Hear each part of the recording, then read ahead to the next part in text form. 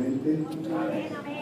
Mañana tenemos un tema trascendental: la tienda que no será desarmada. Es un tema de una gran proyección, de una visión muy amplia y sobre todo en cuanto a la expansión del reino de Dios. También a los interesados en tener toda esta colección de temas, para mañana estaremos distribuyendo memorias. Hemos optado por el sistema de memorias, tiene mucho más capacidad. Una sola memoria puede tener 130, 150, algunas traen 170 horas de prédica, es decir, 160, 170 mensajes diferentes. Entonces mañana pues caliente un poquitico la cartera, el bolsillo, para que se lleve una de esas memorias con temas muy, muy importantes. Todo lo que es la palabra de Dios es edificante. Bien, nos ahorramos la lectura del texto porque fue la introducción precisamente en la apertura en Mateo 20, los primeros 7 versos. O sea que ahora solamente procedemos ya a hacer la exposición o la explicación respectiva. De verdad, para mí ha sido muy emotivo, muy grato participar de un programa como este. Lo que vamos a ver en esta ocasión realmente nos debe interesar en gran medida. Yo he estado haciendo, si se pudiera decir, un escáner de esta hermosa congregación. La mayoría es gente joven, dinámica, entusiasta, con una muy amplia visión de servicio. Y qué cosa mejor entonces para un público de ese nivel, con ese estándar de calidad, tener un tema como este: los obreros de la última hora. Lo que nos relata el pasaje de la Biblia es que el dueño de una viña, él seguramente conociendo los tiempos, contrató obreros, y los contrató porque se avecinaba una gran cosecha y el trabajo pues aumentaría notablemente. Así que muy temprano, 6 de la mañana, pudiéramos decir, para hablar de un día de 12 horas de los que conocemos, llegaron los primeros obreros y se dieron a la faena, a la tarea de hacer lo que este amo o este dueño de la viña les indicaba. Además tenían promesa. El contratista les dijo que fueran a su viña a trabajar y recibirían lo que fuera justo. Pero ya a las 9 de la mañana, en la faena plena allá en el campo, este padre de familia nota que el grupo de obreros contratados no será suficiente.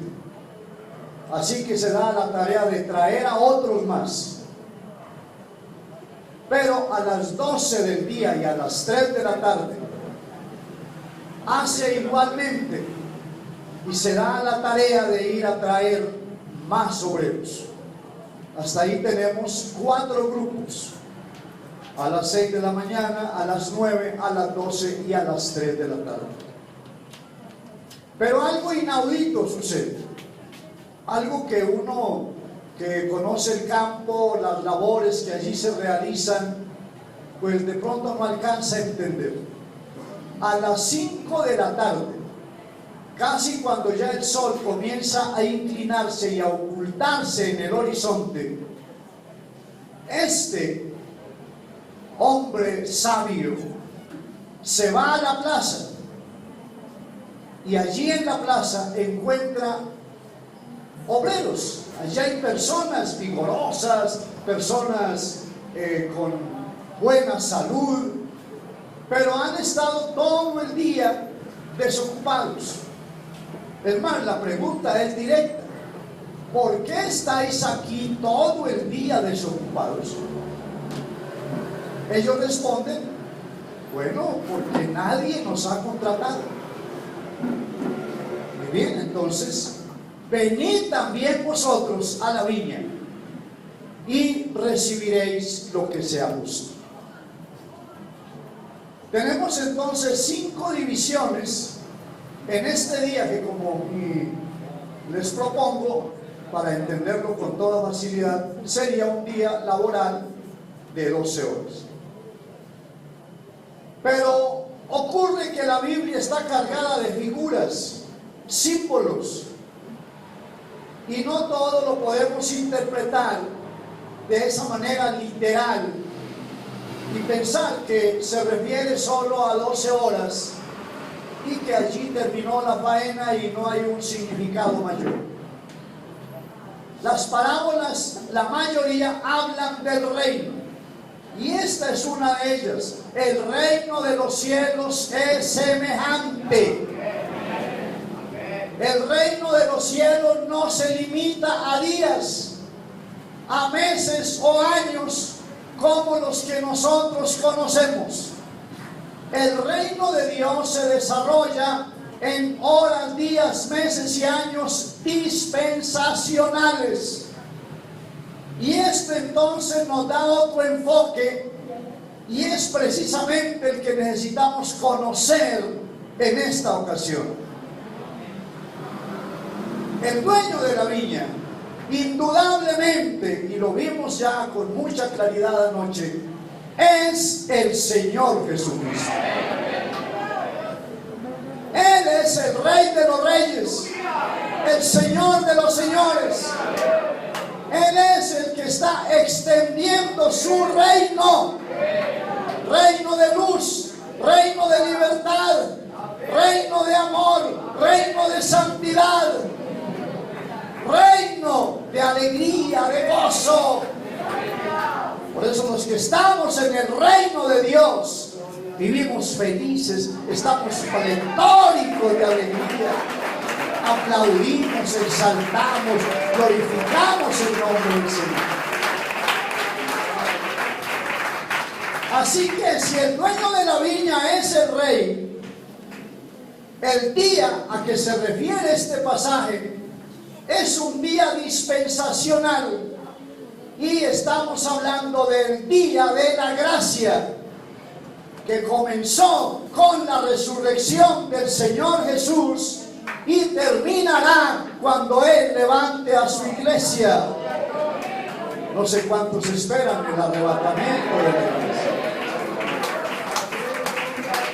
Nos estamos preparando exactamente para eso. ¡Qué maravilla! ¡Qué alegría tan grande! Ahora, los obreros entonces serían los apóstoles, los que salieron en la primera hora. Para saber lo que ocurrió en esa mañana dispensacional, solamente nos daríamos una pasadita, y eso lo daríamos en casa, ahorraríamos tiempo, por todo el libro de los Hechos de los Apóstoles.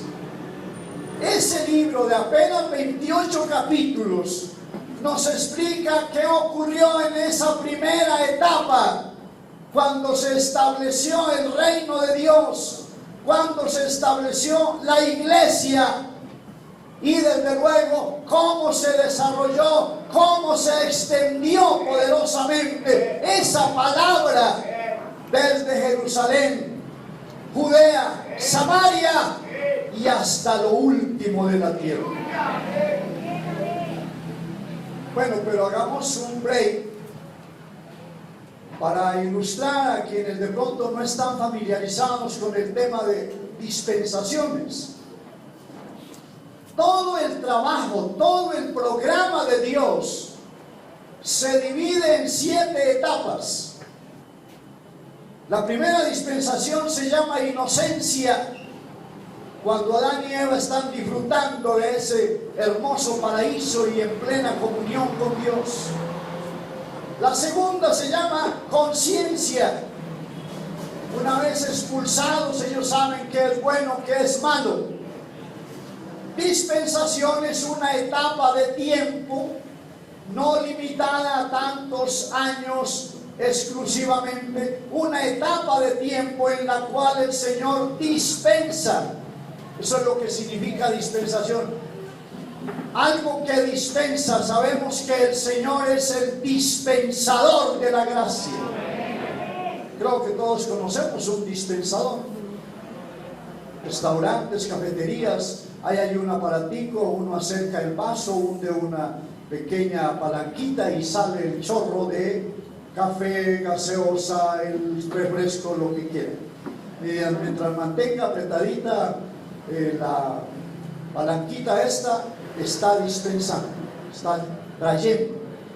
Bueno, Jesús es el mayor dispensador. Usted lo aprieta con un poquito de alabanza y sale el chorro de bendición. Lo aprieta con oración un par de horas y le suelta. Lo aprieta asistiendo a todos los cultos y ahí está él.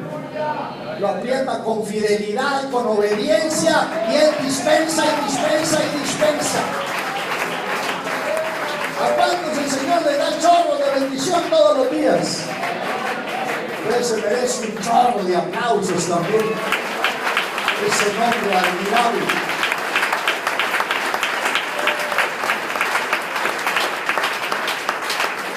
La tercera dispensación se llama gobierno humano.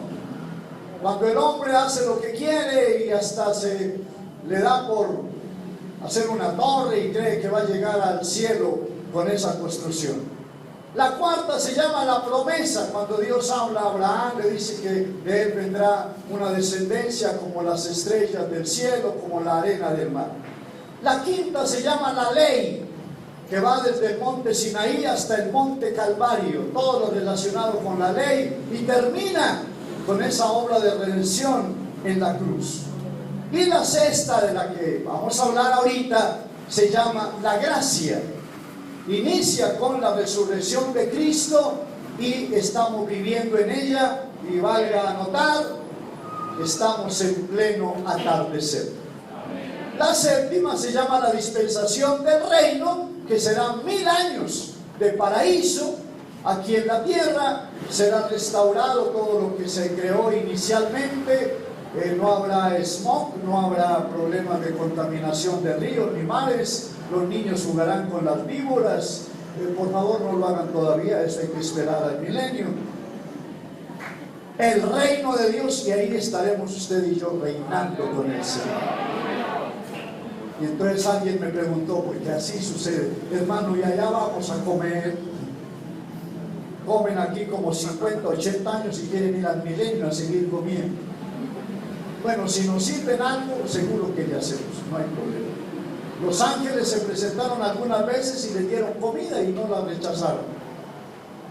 Entonces, este día de los obreros de última hora es el día de la gracia. Eso está claro. Esa primera etapa, 6 de la mañana a 9, nos daría los primeros 500 años de predicación del Evangelio. El auge, la euforia, el crecimiento más extraordinario y maravilloso de que el mundo tenga noticia. Pero también se desatan las más grandes persecuciones contra los hijos de Dios. Y se produce el primer cisma cristiano. Cisma quiere decir división, separación. En el año 325, el emperador Constantino entonces estableció oficialmente lo que se conoce hasta hoy como la Iglesia Romana. Una iglesia que ha permitido la idolatría, ha permitido la levadura y cantidad de cosas en términos doctrinales. Pero eso no significó que el pueblo de Dios, el remanente escogido por gracia, hubiese desaparecido. Todo lo contrario, fue cuando más se fortalecieron, y aún en las catacumbas, y en los desiertos, y en los montes, siguieron exaltando, dando gracias al que vive y reina para siempre.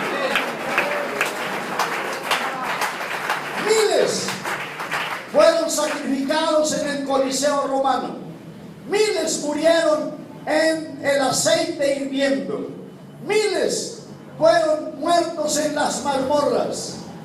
Sería largo hablar de esas persecuciones espantosas de Nerón, cómo alumbró su jardín con antorchas vivientes, poniendo a arder en diferentes sectores, en la fachada de su palacio, hombres y mujeres atados a la leña y ardían durante la noche, lo cual a él le producía una extraña satisfacción. Pero en alguna medida estaban cumpliendo lo que el Señor dijo: vosotros sois la luz del mundo. Alumbra cuando está vivo y aún muriendo sigue alumbrando en la oscuridad. ¿Cuántos quieren ser antorchas que alumbran en medio de la oscuridad?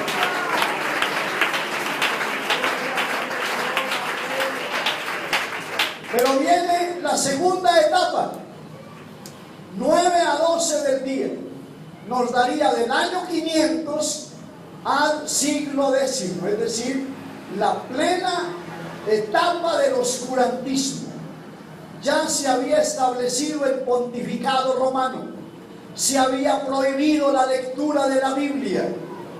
Quienes eran sorprendidos, aunque fuera con una fracción, un pequeño texto, estaban condenados a la hoguera. A eso se le llama Edad Media, época del oscurantismo, época de plena apostasía. Pero en esa hora turbia, oscura, terrible, espantosa, centenares de hombres trabajaban en la viña del Señor. Asómbrese. Uno de los historiadores más acreditados, un hombre versado, Josefo, él dice que hubo una época en que la mitad de la guardia romana era creyente. La mitad de los comerciantes eran creyentes. La mitad de los peregrinos o extranjeros que llegaban de diferentes lugares se convertían y proclamaban al Señor como Rey de Reyes y Señor de Señores. No tenemos acceso a esas historias porque fueron quemadas por el mismo imperio para tratar de borrar toda huella de lo que estaba sucediendo, diferente al credo de los romanos o de la iglesia que había apostatado de la fe. Pero a pesar de esa adversidad, esa persecución, lo inhóspito del campo en que se trabajaba, alguien proclamaba que Jesús era el verdadero Dios y la vida eterna. Claro que puede exaltar y aplaudir al Señor. ¡Aleluya! Hay una anécdota que a mí me llama mucho la atención. Es de entender que antiguamente llevar el correo a los destinatarios era un trabajo titánico, desafiante, porque había que recorrer centenares y miles de kilómetros, o en el desierto, o en los ríos, o en los mares, usando los sistemas más rudimentarios. Así que se fijaba en las entradas de los caminos de las ciudades avisos, lo que llamaríamos hoy clasificados, en busca de portadores del correo. ¿Cuál correo? Los correos del rey, los correos del gobernador, correos de personas eminentes. Y el clasificado decía más o menos lo siguiente: quien esté dispuesto a dejar padre, madre, hijos o hermanos, a poner en fuego su vida en el ardiente calor del desierto o en los caudalosos ríos, o arriesgarse a un naufragio en el mar, preséntese, porque le tenemos empleo para llevar correos. Con semejante clasificado, uno piensa, ¿será que alguien va en busca de tal empleo, pero hay evidencias que centenares siempre se presentaron dispuestos a llevar el correo a los destinatarios. ¿Qué es un correo? Un mensaje. A veces lleva buenas noticias, a veces lleva malas noticias, a veces lleva una ley, un decreto de un gobierno. Les informo que hubo portadores del mensaje de alegría, de salvación, arriesgando más cosas que las que acabo de mencionar. Fueron los obreros del Señor Jesucristo. Esta noche aquí hay un clasificado. Quien esté dispuesto a ser despreciado, aborrecido, menospreciado por amigos, despedido incluso de su casa o empleo, pero que quiera ser portador del mensaje de las buenas nuevas, hay un lugar para él, porque estamos en busca de los obreros de última hora. Yo sé que van a haber voluntarios esta noche.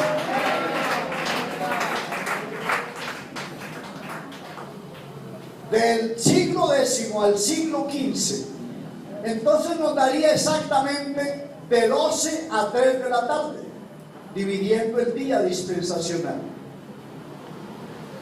Del siglo X al siglo XV ocurrieron cosas espantosas, entre ellas la terrible, salvaje, cruel Inquisición.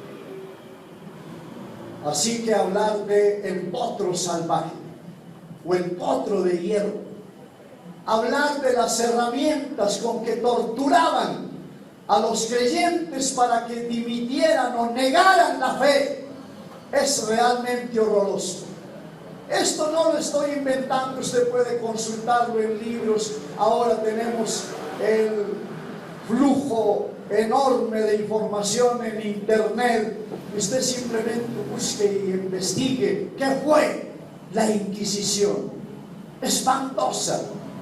Pero aún en medio de esa persecución, aún teniendo al frente semejante máquina de hierro como era el Imperio Romano, miles seguían alabando el nombre que es sobre todo el mundo. Y cuando más los perseguían, cuando más los quemaban, más los torturaban, mucho más se convertían a esta fe gloriosa, maravillosa. ¡Aleluya! Más fuerte puede ser esa alabanza, esa exaltación al Señor.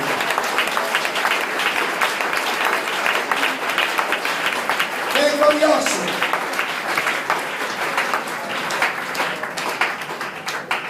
No quiero hacer una comparación que pueda herir a alguien, pero hermanos, nosotros no hemos conocido todavía ninguna persecución, ninguna situación difícil, algo que no se pueda superar en comparación a aquellos de esas épocas. A nosotros nos ha tocado fácil, sencillo. Qué bueno, pero el que llamó a los obreros de la primera hora es el que ha venido llamando todos los tiempos y es el que ha venido guardando a cada uno. Porque si entendemos bien la parábola, nunca hubo cambio de patrón. Hubo cambio de obreros, pero el patrón siempre fue el mismo. ¿Cuántos aman a ese amo maravilloso? ¡Gloria a Dios! Para el siglo XV, es decir, 3 de la tarde a 5, que sería del siglo XV al XIX exactamente, comienza ya a abrirse un poco el telón y aparecen hombres como Lutero, como Wesley, como Calvino. Y aunque no tenían la revelación bella que nosotros tenemos, no conocieron todavía el bautismo en el nombre de Jesús, no entendieron que Dios es uno y que es incomparable, indivisible, pero proclamaron, como Martín por ejemplo, que la salvación no es por dinero, que la salvación es por la gracia, es un regalo de Dios.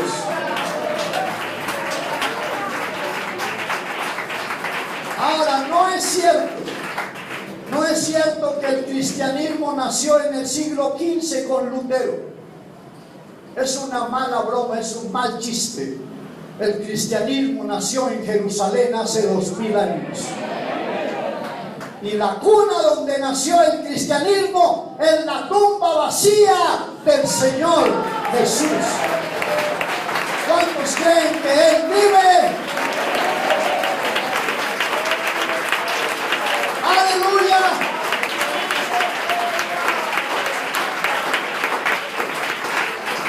De 3 a 5, del siglo XV al XIX, habían obreros con toda la revelación de la palabra y otros con una revelación parcial. Entonces se formó un ejército, o con poco o con mucho conocimiento, proclamaron la verdad gloriosa del Evangelio y se enfrentaron al Imperio Romano con todo lo que ya sabemos, las implicaciones que eso tiene. Pero entonces aparece el metodismo, y en el metodismo surge un hombre como Charles Spurgeon, Londres, el hombre que Dios usó en esa etapa de oscurantismo todavía, cuando apenas se rompían esas espesas tinieblas, para tener escuelas dominicales en pleno centro de Londres con 14,000 personas que ya leían la Biblia, cantaban himnos y alababan como se debe alabar a este Rey glorioso y maravilloso. Pero de ahí entonces viene Kansas, viene Topeka, centros de avivamiento, de renovación, y se salta a Los Ángeles, la calle Azusa, donde William Seymour es utilizado poderosamente por el Espíritu Santo para que se produjera uno de los más grandes avivamientos. Era el inicio de la última hora, siglo XIX, donde el Señor sale finalmente, ya concluyendo el día de la gracia, a buscar nuevos obreros, porque el trabajo se ha aumentado enormemente. El trabajo aumenta de acuerdo a la explosión demográfica de cada país, es decir, de acuerdo al crecimiento. Ustedes se imaginan cuánta población se ha dado en el mundo a partir del siglo XIX, 1902, 1908, que fue todo lo de la calle Azusa. Pero en esa explosión llega el Evangelio a México, llega el Evangelio a Canadá, llega el Evangelio a Argentina, y se va avanzando, y en 1937 la chispa de ese avivamiento salta a Colombia. Hay agradecimiento por eso, hermanos.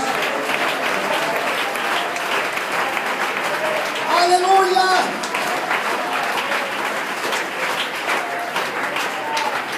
Pero aquí viene el punto crucial.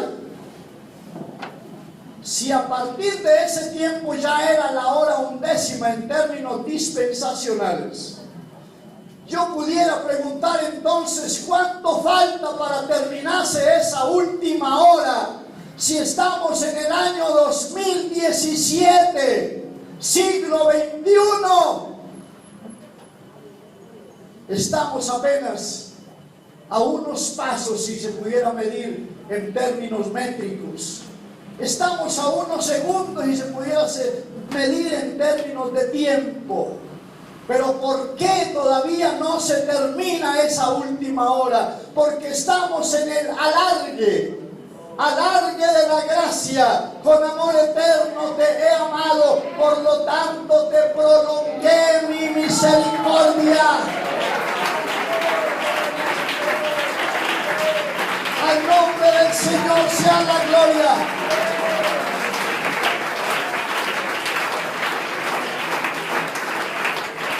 Permítame decirles así con toda sencillez y claridad. El dueño de la viña está ahora en la plaza. Y parte de esa plaza se llama Playa Rica. Amén. Claro que hay que alabarlo, claro que hay que agradecerlo. Pero entonces no está callado en la plaza. Se presenta ahí, se da una pasadita y dice: ¿y por qué estáis aquí todo el día desocupados? Si cree que esa pregunta le llega, recíbala. ¿Cómo desocupados? Llevo 40 años en la iglesia. He sido diácono inamovible, infalible, incalificable. He sido el más colaborador en la construcción, en la vigilancia. Soy ujier veterano, vengo de la guerra del Vietnam. Ya habrá hecho no sé cuántas cosas, pero el Señor le está preguntando: ¿por qué está desocupado? ¿Por qué no está haciendo algo más grande en la viña? ¿Por qué no está extendiendo el reino? Usted puede fabricar 800 empanadas al día, usted puede ser el gran demagogo, el gran teólogo, pero aquí se trata de extender el reino de Dios, llevar la palabra.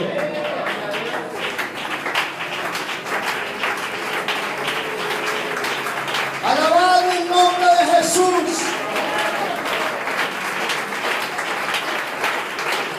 Nos hemos llenado de evasivas, excusas. Respeto mucho las organizaciones religiosas, las denominaciones, cualquiera que sea. Puedo decirles, conozco centenares de ellas.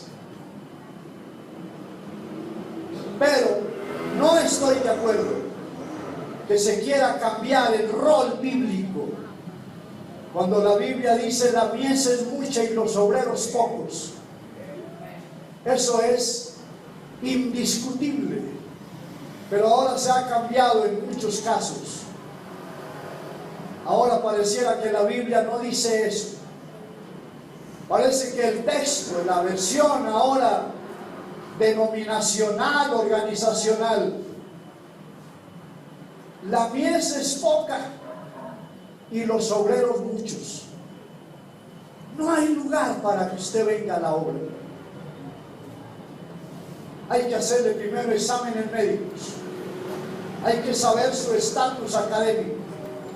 Hay que saber la edad calendario. Si se pasa de cierta edad, usted no es apto. Así que el viejo Abraham no tiene trabajo acá. Moisés tampoco tiene más de 80. Timoteo no puede ser obrero en ciertas organizaciones porque sufre dolores de estómago y no le da su estatus de salud. Otros deberíamos estar lejos porque ni siquiera tenemos la primaria. Yo por lo menos soy uno de ellos.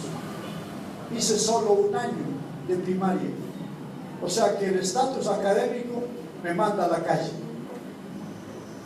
Pero el dueño de la viña no está preguntando esa minucia.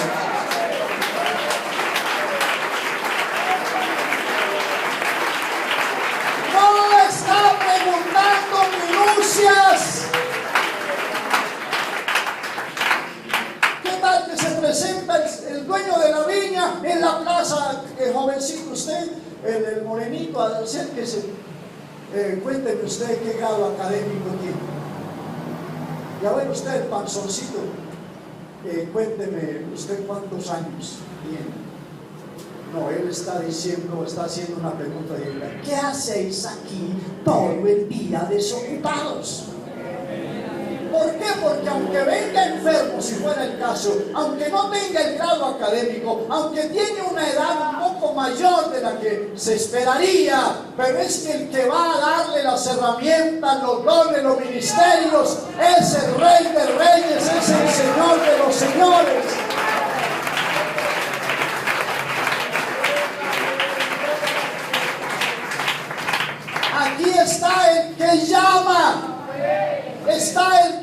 capacita, está el que sustenta.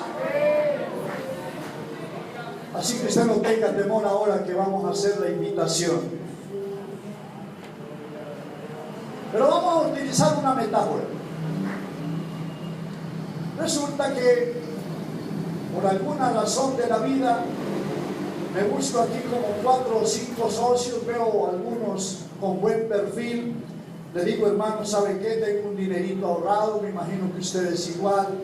¿Por qué no ponemos una empresa de construcción y nos hacemos unos 50 apartamentos? Ahora hay auge, hay mucha oferta, mucha demanda en ese campo. Los venderíamos rápido, se venden sobre planos y nos hacemos un dinero. Así que contratamos 50 a 70 obreros y arranca el proyecto. Así que ya hay maquinaria, así que hay mucho material, ya están los anuncios en revistas, la información para los interesados. Pero este tema del dinero es voluble. Cualquier rato baja mucho el dólar, se complica el tema del euro, los créditos en los bancos pueden tener alguna alteración. Apenas llevamos un año con el proyecto, nos reunimos y nos damos cuenta que estamos prácticamente en bancarrota. Nos toca reunir a los obreros, decirle qué vergüenza con ustedes, tenemos que parar el proyecto. Así que tengan paciencia, les vamos a pagar algunos salarios atrasados, vamos a ver cómo hacemos lo de indemnizar o devolvemos dinero. Bueno, todo un caos. Eso puede pasar en términos humanos y ocurre muy a menudo y hemos oído acerca de eso. Pero quiero hacer una pregunta. ¿Será que a nuestro soberano Señor y Rey le pasa lo mismo? Y llama no sé cuántos obreros para que les sirvan, para que anuncien su palabra. Y un día les dice, ¿sabe qué? Me equivoqué, sobre todo en el presupuesto estamos graves de dinero, no tenemos lugar donde enviarlos, así que lo del llamado fue tal vez un sueño, fue una fantasía, olvídense, y ese no fui yo. Y se cancela el proyecto. Error. Total error pensar así. Cuando Dios llama, llama. A mí me llamó el 12 de enero de 1975, 11:30 de la mañana en la ciudad de Cali. Y yo ya sabía que iba a ser un ministro de su palabra. ¿Cómo, cuándo y dónde? No tenía la idea. Pero estaba seguro que Él me había llamado. No le conté a nadie. Lo guardé en secreto y dije, vamos a ver qué pasa. Y si Dios confirma esto, me voy a ir sin ningún temor a ese trabajo.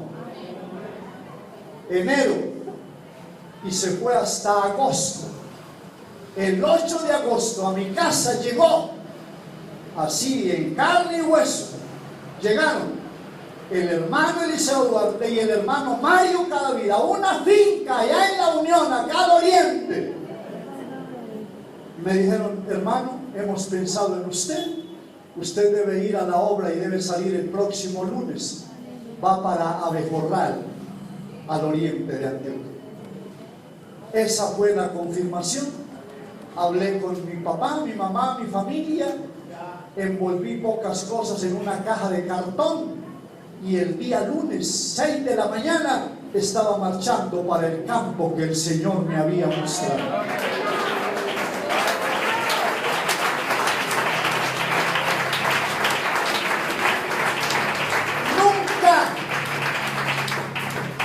Nunca el Señor me ha dicho que se equivocó, que no tenía el presupuesto, que no había el lugar. Siempre ha habido todo el sustento, la ayuda, la bendición. Son 43 años y aquí voy con paso de vencedores. Él me llamó y no hay discusión. Ese que me llamó a mí está aquí, está.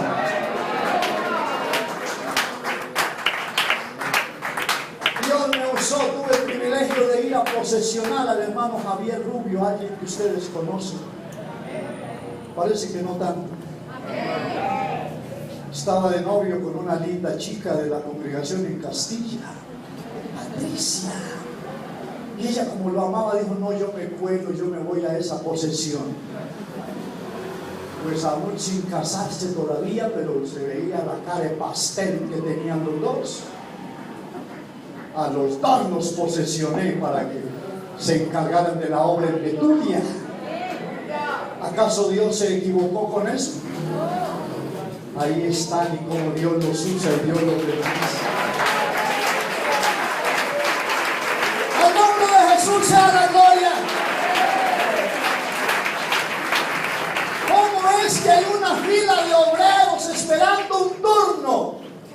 Y se les está diciendo: esperen, no hay dinero, no hay campo, no hay que hacer acá, esto está como en crisis, como que se está quebrando la empresa. ¡Oh, qué manera de ver pequeña la obra de Dios! El que llamó, lo llamó porque le tiene trabajo, porque hay lugar, porque hay el espacio. ¿Qué hacéis aquí todo el día desocupados? Hermanos, Playa Rica tiene una cosecha de obreros. Los obreros de última hora. Y no sé si se asuste con lo que le quiero decir. Si usted es de los que dicen: no, de pronto, quién sabe, vamos a ver. Aquí hay visitas que pueden aceptar el llamado. Él los llama, los transforma, los regenera, los capacita y los manda a trabajar al campo para que lleven este evangelio. ¡Aleluya! El Espíritu Santo se está moviendo aquí en este lugar. Yo sé que hay un hombre, sé que hay una mujer. No sé si soltero, si casado, si tiene un gran perfil académico, si no lo tiene. El Señor no anda interesado en eso. Él quiere quien predique su palabra.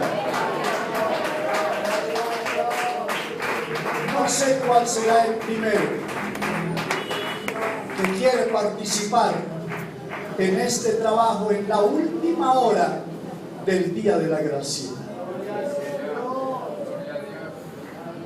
Voy a invitarles a estar en pie. Vamos a poner una notica musical acá. Y vamos a dar un tiempito. ¿Qué hacéis aquí todo el día desocupados? ¿Acaso no han visto las multitudes errantes? ¿Acaso no han visto los ríos humanos que se pierden? ¿Qué tal si venimos ante su presencia con toda reverencia? Siga viniendo. Que todavía no me he bautizado. No importa. Va a haber el momento en que se bautiza, recibe el Espíritu Santo.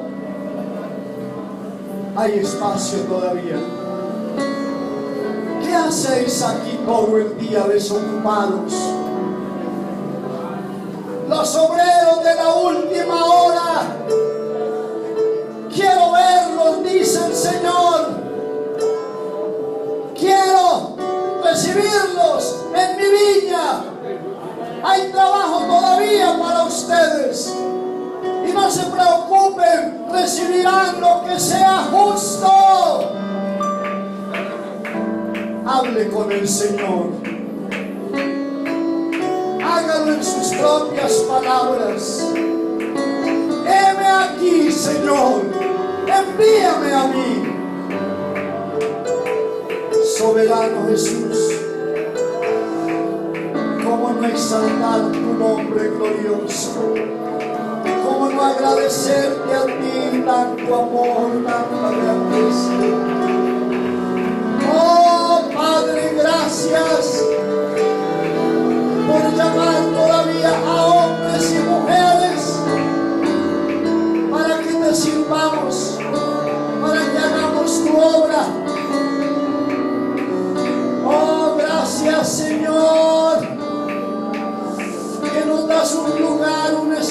espacio en tu viña, sin importar mi edad ni condición. Oh Padre precioso, hay lugar si quieres trabajar. Hay un lugar en la viña, hay un lugar en el campo. Sí, hay mucho por hacer todavía. Altísimo Dios, cómo no exaltar, cómo no glorificar tu nombre. Gracias, gracias. Gracias por todos estos nuevos obreros. Gracias, Señor. Oh Padre precioso. Oh, alabado tu nombre, exaltado tu poder, tu reino. Gracias, gracias. Sigues obrando, sigues llamando, sigues tratando con las almas, Señor.